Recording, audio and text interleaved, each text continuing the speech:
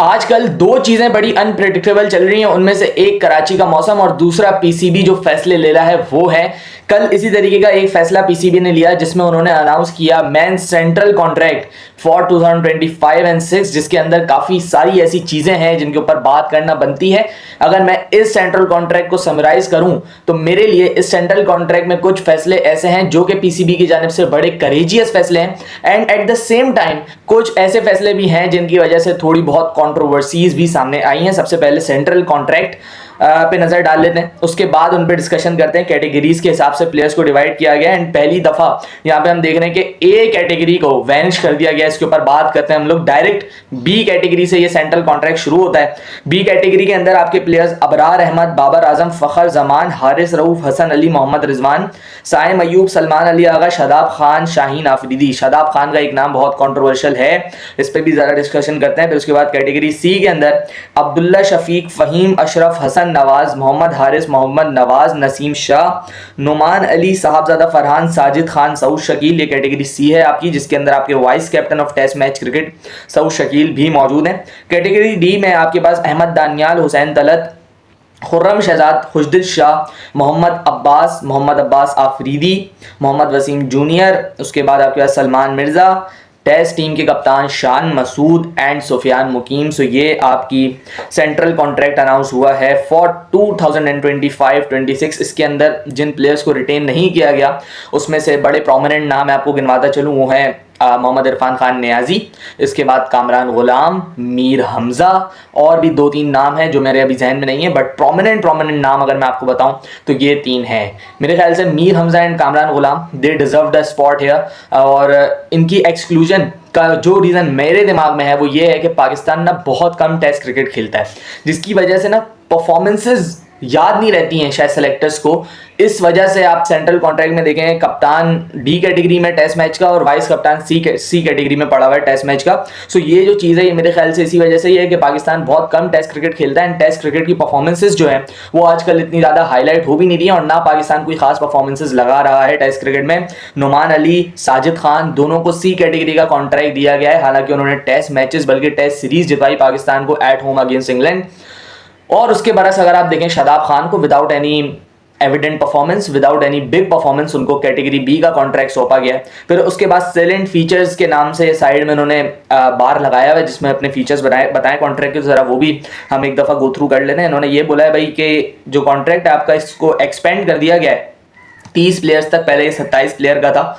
फिर उसके बाद बोल रहे हैं fresh talent like Hasan Nawaz, सही है, इन लोगों को इंक्लूड कर लिया गया है। फिर बोल रहे हैं यूथ प्रमोशन हम लोग कर रहे हैं इसकी वजह से। फिर उसके बाद बोलते हैं कि performance rewarded for 5 players, Abrar Ahmed, Haris Rauf, Saim Ayub, Salman Ali Agha and Shadab Khan. Shadab Khan की कौन सी परफॉर्मेंस है ज़रा पीसीबी मुझे ये दिखा दे, फिर उसके बाद उसका रिवॉर्ड मुझे समझ आए। शादाब खान की तो पीएसएल में इतनी कोई खास परफॉर्मेंस नहीं थी जो आप बोल रहे हैं कि परफॉर्मेंस रिवॉर्ड उसको ऊपर किया गया। आई डोंट नो कैसे शादाब खान बनता है बी कैटेगरी के अंदर, बहुत बड़ी कॉन्ट्रोवर्सी है शादाब खान का बी कैटेगरी के अंदर होना, बिकॉज अगर आप देखो बी कैटेगरी इस वक्त सबसे आपकी एलीट कैटेगरी है, and with due respect Shadab Khan is not your elite performer right now. अगर पिछले 2 साल में किसी ने अक्रॉस दी फॉर्मेट जबरदस्त परफॉर्मेंसेस दी हैं वो सलमान अली आगा एक वाहिद लड़का मुझे याद पड़ता है। साइम अयूब ने ऑन एंड ऑफ 2 टूर बड़े ज़बरदस्त खेले, उसके बाद इंजरी की नज़र हो गया, उसकी आप बोल सकते हैं चलें उसको बी कैटेगरी में लेके आए। सो थोड़ी सा रीजनेबल है कि उसने थोड़ी बहुत जगह परफॉर्मेंसेस दी हैं, लेकिन Shadab Khan at what sake, at what cost Shadab Khan is in the B category which is your elite category. ये सवाल है पीसीबी के लिए, एंड इसका जवाब आपको कहीं मिलेगा नहीं, बिकॉज शादाब खान क्यों आया है ये हम में से किसी को भी नहीं पता बी कैटेगरी के अंदर। फिर उसके बाद आपने चौथा बोला है कि 9 प्लेयर को आपने रिटेन कर लिया in their respective categories providing continuity and recognition for study contribution. सबसे पहले इससे ऊपर वाले पॉइंट पे मैं डिस्कशन करना चाहूँगा। 5 प्लेयर्स को आपने रिवॉर्ड किया फॉर देयर परफॉर्मेंस एंड 2 प्लेयरों को आपने नीचे ले आया फॉर देयर परफॉर्मेंस। सो ये भी लिखना चाहिए था आपको कि जब आप परफॉर्म नहीं करेंगे ना तो आपको इसी तरीके से नीचे भी लेके आया जाएगा, उसमें शाहीन आफरीदी भी इंक्लूडेड है।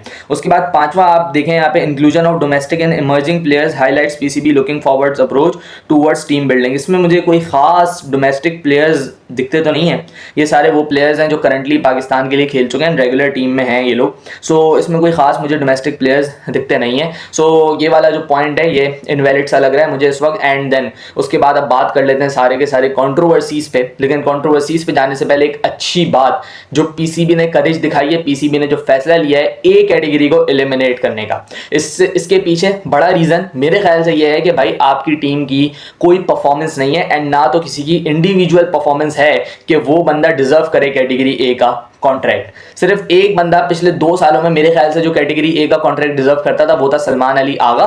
उस पर भी आप काफी हद तक बहस कर सकते हो कि यार उसने इतना इंपैक्टफुल परफॉर्म नहीं किया, लेकिन he was the best among this lot in the last 2 years। आप देखो अक्रॉस दी फॉर्मेट, भले टेस्ट मैच में नंबर 7 पे आके रन्स करना, उसके बाद ओडीआई में साउथ अफ्रीका वाला शतक आपको याद होगा, बड़ी जबरदस्त इनिंग्स उसने खेली है बीच बीच में। So he has been a consistent performer for Pakistan. सिर्फ एक ऐसा प्लेयर था, अगर उसको ए में लेके जाते सो मेरी समझ आता, लेकिन ये भी पीसीबी की जानिब से बड़ा अच्छा फैसला है कि आपने वो एलीट कैटेगरी एलिमिनेट ही कर दी है। इसके बाद आपको पता ये चलता है कि भाई कोई भी यहाँ पे सेक्रेट गोट नहीं है, कोई भी ऐसा नहीं है कि पीसीबी जिसको पूजे। ये सारे के सारे प्लेयर्स छत्रो छाया में है पीसीबी के, ना कि वो प्लेयर छत्रो छाया देता है पीसीबी को, ऐसा नहीं है। सो ये चीज जो है इसने पीसीबी के जो प्लान्स हैं उन सारों को बहुत ज्यादा क्रिस्टल क्लियर कर दिया है। और मेरे ख्याल से ये बहुत जरूरी था, आपको ऐसी चीजें करनी पड़ेंगी जब आपको परफॉर्मेंस चाहिए हो। देखें एक चीज, जब प्लेयर को पैसों का डंडा होता है, या किसी भी प्लेयर को, मैं क्या बात कर रहा हूँ, किसी भी इंसान को पैसों की तरफ से तंगी होती है, then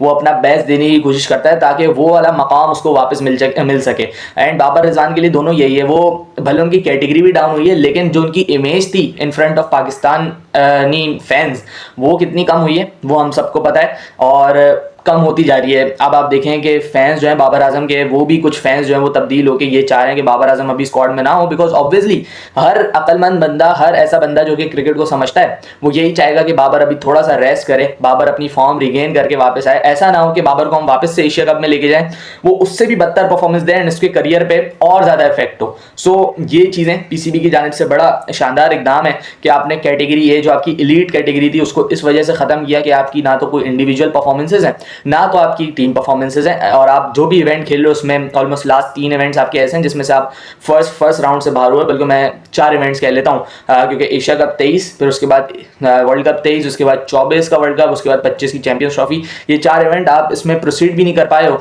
towards the last round. सो ये बहुत ज़्यादा कंसर्निंग था फॉर पाकिस्तान, एंड ये चीज़ें करने की ज़रूरत होती है जब आपकी टीम की परफॉर्मेंस नहीं आ रही होती है। So it has been a good decision. मेरे लिए सबसे बुरी चीज़ इस सेंट्रल कॉन्ट्रैक्ट की ये है कि पाकिस्तान क्रिकेट बोर्ड का जो ट्रीटमेंट है with its test playing players.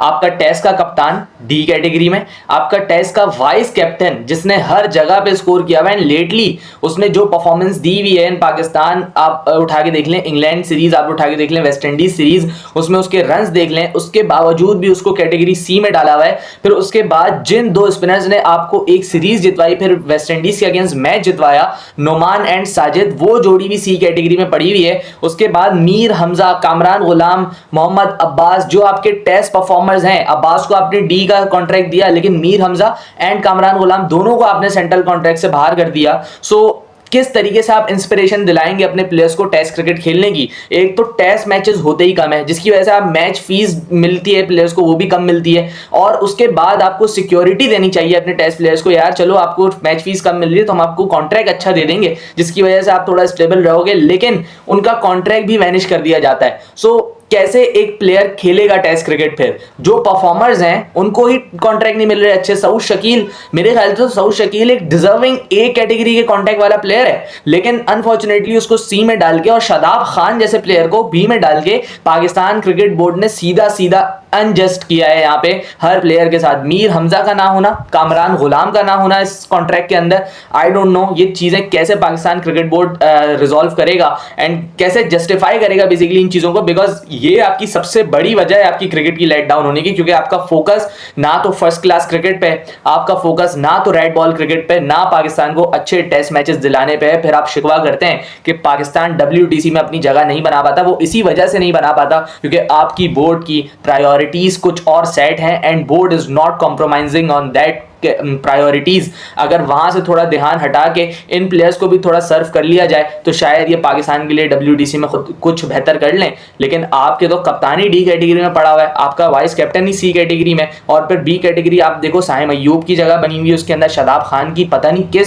कहाँ से उठ के किस परफॉर्मेंस की बेस पे उसको B कैटेगरी में डाल दिया आपने। और सऊद शकील जैसा परफॉर्मर जिसने आपकी टेस्ट क्रिकेट की बैकबोन है, वो बाबर, आप despite Babar being playing test cricket, उसकी तो 2 साल से फॉर्म नहीं है बाबर की। कौन लेके चल रहा है? जितने भी पाकिस्तान ने मैचेस जीते हैं, 2 से 3 मैचेस जो पाकिस्तान ने जीते हुए टेस्ट में, उसमें किसकी परफॉर्मेंसेस है वो आप देख लें, वो सऊद शकील है। और ऐसे ट्रैक पे जहाँ पे स्पिनर राज करेंगे वहाँ पे सऊद से बेटर बैट्समैन कोई है नहीं। एनीवेज उसको नहीं रखा गया, और उससे बड़ा शौक ये है कि शान मसूद इन कैटेगरी D, यानी आप एक तरीके से ये बात आपने क्लियर कर दी है कि शान को शायद आप टेस्ट कैप्टन कंटिन्यू नहीं करोगे, वरना तो अगर आपका टेस्ट कैप्टन कैटेगरी D में है तो ये आपका बहुत ख़राब फैसला है। टेस्ट कैप्टन को इतनी नीचे वाली कैटेगरी में रहना, ये मेरा नहीं ख्याल कोई अच्छी चीज़ है। और अगर पाकिस्तान ने ये फैसला कर लिया है कि Shan is not your captain, then आप अपना नया कैप्टन कब अनाउंस करेंगे, ये बहुत बड़ा सवाल होगा। और मेरे ख्याल से शान की category D is an ultimatum for him as well, कि पहले तो आपको कप्तानी से हटाया जाएगा एंड उसके बाद आपका पत्ता साफ किया जाएगा from the 11 and then from the squad as well, अगर आपकी परफॉर्मेंसेज नहीं आई तो। मेरे ख्याल से टेस्ट क्रिकेटर्स के लिए थोड़ी सी ज़्यादती वाली बात ही है, बिकॉज यार पाकिस्तान लास्ट 2 ईयर्स में आप देखें जब से शान कप्तान बना है, मुश्किल से पाकिस्तान ने 10-12 गेम्स खेले हुए एंड उसमें आपके पास सैम्पल साइज बड़ा छोटा होता है। कहने को तो शान ने 2 साल कप्तानी की है, लेकिन अगर आप देखो तो यार मैचेस कितने खेले हैं वो ज़्यादा मैटर करता है। एंड 2 साल भी उसने 2023 के दिसंबर में शुरू की है कप्तानी, उसके बाद उसको 2 मैच की बांग्लादेश की सीरीज़ मिली है, उसके बाद 3 मैच की इंग्लैंड की सीरीज़ मिली है और 2 मुश्किल टूर जिसमें से अफ्रीका एंड ऑस्ट्रेलिया वाला टूर था। एंड ऑस्ट्रेलिया में ऐसे चांसेस ज़रूर थे कि वहाँ पे पाकिस्तान पकड़ सकता था ऑस्ट्रेलिया को। एनीवेज शान के ऊपर अभी तलवार लटक रही है, शान के की पोजीशन पे भी तलवार लटक रही है। लेट्स सी कि क्या करता है PCB। अगर तो शान कैप्टन नहीं होते तो टेस्ट मैच का कैप्टन कौन होता है? मोस्ट प्रोबेबली सऊद शकील या सलमान अली आगा में से कोई एक होगा। एंड PCB इन लोगों की तरफ ही ज़्यादा उनका रुझान है rather than going for Mohammad Rizwan as a captain. So ये सारी चीज़ें सेंट्रल कॉन्ट्रैक्ट के हवाले से थी, इनको हमने डिस्कस किया। मिलते हैं किसी और वीडियो में, अपना ख्याल रखिएगा। अल्लाह हाफ़िज़।